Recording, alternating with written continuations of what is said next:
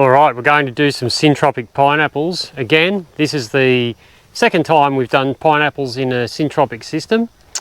And, you know, it works well. There's a certain technique and method that you use, and it all has to do with the life cycle and the flowering cycle of the pineapple. And we're going to cover that in this video. I'll show you around what we've got ready to plant into and how we're going to do it. But first up, before I go any further into it, I just want to quickly say that there's a whole heap of new stuff coming. There's a whole heap of writing and creative work that's been done in Syntropia. I've developed a specific system which I'm working with the rest of the Syntropia members on, which is a new format and methodology of getting syntropy done much quicker, cheaper, easier, and believe it or not, moving into complexity faster. It's embarrassingly easy, and the results are the best I've had in 10 years. The best results I've had of full-time agroforestry over 10 years. This is the fastest, best and easiest way, and it's called successional accumulation.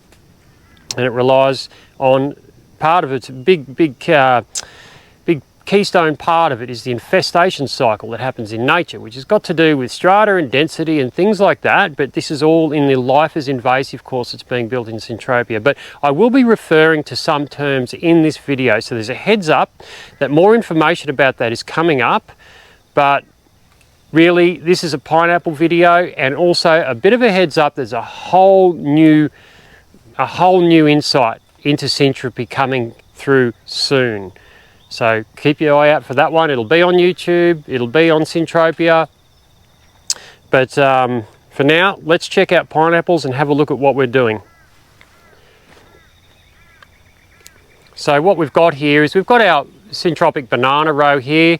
Just a quick look at it. It's got all the baby trees in here. It's going through its own form of successional accumulation, but I won't go bogged into the details here. Just to let you know that this was a banana holding row, and then we cycled it, and then we planted into it, and our species succession now is coming through. And we've got baby trees coming up, we've got emergence, etc. You know, whatnot. There's acacias coming up, and eucalypts, and whatnot. But back to the pineapples. Here we have an interrow. This is what we're looking at, and it's cassava and castor oil. Now, what's important about this? Well, there's a few things that are important about this. Of course, because nothing in syntropy is in isolation, either in context or in the way it relates to everything around it. Relationships are super important, so let's examine this interrow, what's going on, and how it's going to work for the pineapples. It is in what is called an infestation cycle. It can happen in many ways, an infestation cycle, but it's essentially the same thing, an infestation in low succession, high density and low diversity. Now, diversity increases, right? As complexity increases, diversity increases, but you can't have complexity starting straight away because it becomes unstable and collapses.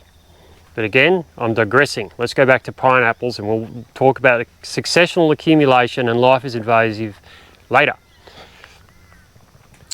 Now, we've had this grow out. I could crop this cassava, but I've decided not to, because most of the time here in Australia, at our farm, cassava is not a big earner. It can earn, but really it's not like in other countries. So cassava really works as a pioneer for us here, and this is what it's doing. So we've got an infestation cycle, and we've closed out from the sun. Really closed out. We've got the canopy, which is what we're after. A canopy is so important. A readily available, easy to recover, fast, quickly developing canopy. Key. Absolute key to syntropy. If you haven't got it, if you can't see, if you can see through your tree rows to the other side, if you can easily see the ground, it's not full enough. You need a wall of plants. If you haven't got a wall of plants, there's something wrong. It's your first check when you're checking through a syntropic system. If you can see right through it, and you see your mate over on the other side, we've got a problem. We're going to have weeds and all sorts of problems. So we've got our infestation. And this has prepared the ground for the pineapples. And as you can see, we have shaded out most of the weeds.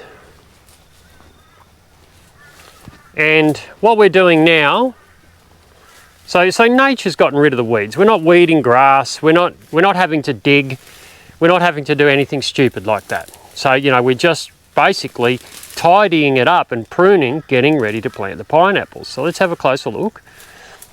Here's Rowan smashing it out. Hey-o. Hey boss. Oh, yeah. And this is what we've done. We're just getting it ready now. Let's have a good look along it. So we've got our mounded row with our cassava stumps and our castor oil stumps, and we've actually got a ton of biomass on the shoulders. Tons of it.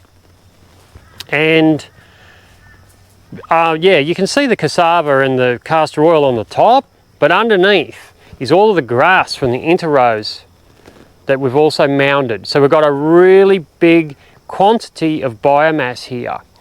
And that's super important because a pineapple crop goes for 2 years here. It's a two-year cycle to get fruit, and then the return crop is 18 months. So we really need to invest heavily in biomass, but we also need to invest in shade with pineapples, because strata, dynamic strata, as my dear friend Klaus from Permodynamics says, dynamic strata, he's dead right. Strata is not static, and strata has different implications at different times, but I won't go into that. That's in Life is Invasive. If you really want to know about strata, check that out in Syntropia. We need a shade cycle because when a pineapple is planted, it's emergent. It requires full sun. It photosynthesizes, it starts to get its roots in, and it starts to establish. And it needs energy flow for that. Therefore, it's an emergent. And this relates to the natural pattern and life cycle of a wild pineapple too. I won't go into that, but it is what guides us in our planting. The video's not long enough for it. I'm not going to just go on and on for 20 minutes about the story of a pineapple, which is quite interesting, maybe another time. So we drop down our infestation, and we use the wonderful power of the infestation to create a growth pulse which will stimulate and help establish the pineapples. It'll of course provide the biomass for us, and it's prepared the ground for us. The infestation cycle is so super important. So we've used that, and it's saved us so much work. We've only got started this morning, and look, you know, we've only been going an hour or two and we're smashing it, you know what I mean? We're most of the way through a 50-metre row here, a 60-metre row. It's pretty easy. So what we need to do is then establish the pineapple, and the recovery of the infestation is what brings the pineapple into the consortium. And then the pineapple will move into a medium strata as it develops. It's a bromeliad. It does this in a forest. It's a forest plant. So it'll move into the medium strata as it joins the rest of the plants in concert. Now, we don't use chemicals, or we're not going to gas them to induct them to trigger the flowering. We're using the light. That's how it works. That's how nature works with pineapples. That's how they've evolved. So the pineapple will move into a growth phase in medium strata, and it will fully close out, go back to what we can see back down there. That will be where the pineapples will be in their prime. But then they'll need to be emergent again, because that's when they flower. They need sunlight to trigger the flowering. Now, in monoculture pineapples, or in conventional pineapple culture, they're in full sun all of the time, and they use a gas to trigger the flowering, but of course we're not doing that. So what we need to do is, in about a year's time, once the pineapple is fully grown out, we will then induct by smashing down, recreating this again. the disturbance cycle triggers the flowering, and then they throw a flower and then go through to fruit about the same time the following year. So there's more precise information about that. That's easily available. You can find that stuff on the internet if you want to know how to induct and trigger flowering of pineapples, because it's out there in the conventional world, but we just do it with pruning and plants instead of gas. So that's what we're doing. That's how we're planting the pineapples. The pineapples will be a double row, staggered. Here they are here, ready to go. Smooth cayenne. And we've just done a little, we've planted the first 3 just to see what's going on, to demonstrate. And then we've got another row over there to do. And this whole system again, in about 6 months' time, depending on weather, temperature and rainfall, we'll close over again. Now, there's just one more thing I'm going to add now, which is we've got another little trick up our sleeve here, which makes me feel super good and super confident about these pineapples. Extra good this time. Because yes, we've got good biomass, but we have an opening in the centre. We'll fix that. Plants will recover and shade that out. That's no problem. We won't really worry about that opening in the centre. And the pineapples will then close that gap, and there'll be no opening whatsoever once the pineapples grow. But we're going to want even more mulch. I want more mulch. We're going to have so much mulch that it's perfect, because you can never have too much mulch. There's no such thing. So what we have here is a wall of plants. This is the early beginnings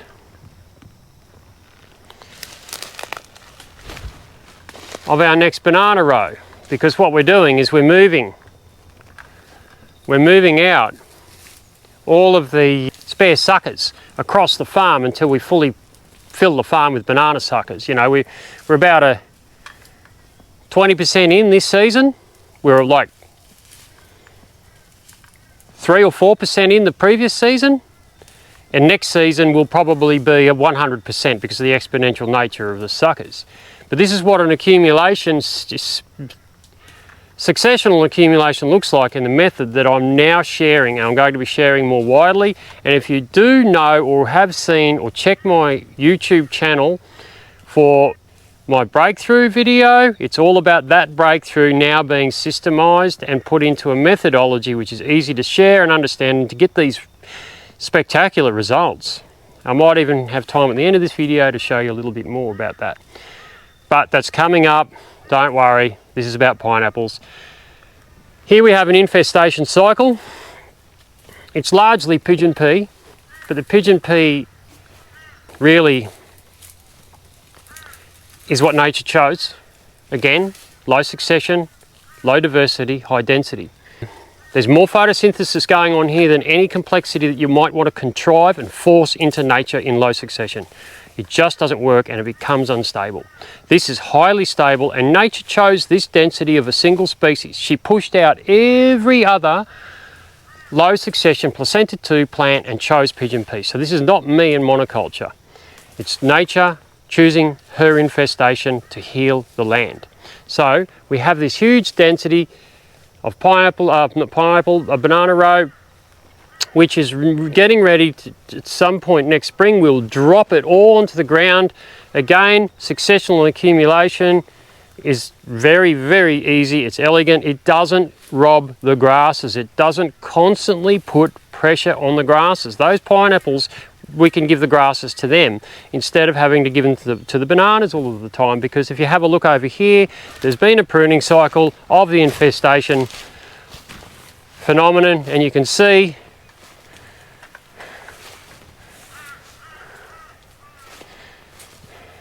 that the row provides its own biomass from the very beginning. We don't have to rob grasses.